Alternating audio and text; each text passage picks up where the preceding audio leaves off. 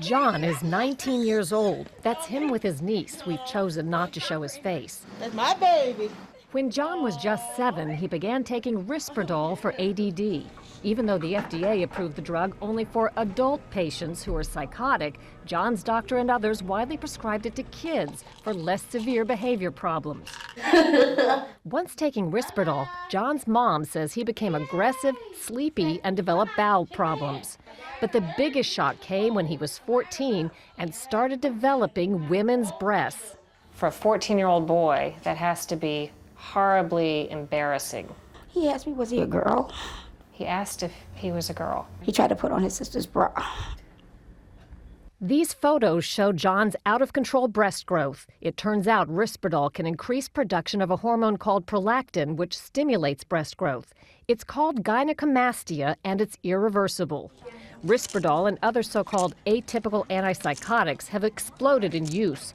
Hundreds of thousands of kids have been prescribed Risperdal in the 14 years it's been on sale, most of them long before the FDA approved it for very limited pediatric use.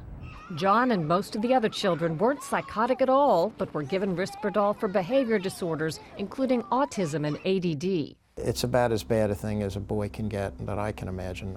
Attorney Stephen Scheller is suing Janssen, which makes Risperdal. He claims Janssen marketed Risperdal for unapproved uses in children, downplayed serious risks like diabetes and seizures, and breast growth wasn't even mentioned under warnings, but was buried under precautions in obscure terms.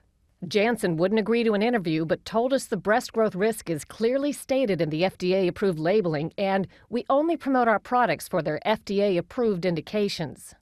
Nobody knows how often it happens, but in Janssen's own clinical trials with fewer than 2,000 children, 43 developed the abnormal breasts.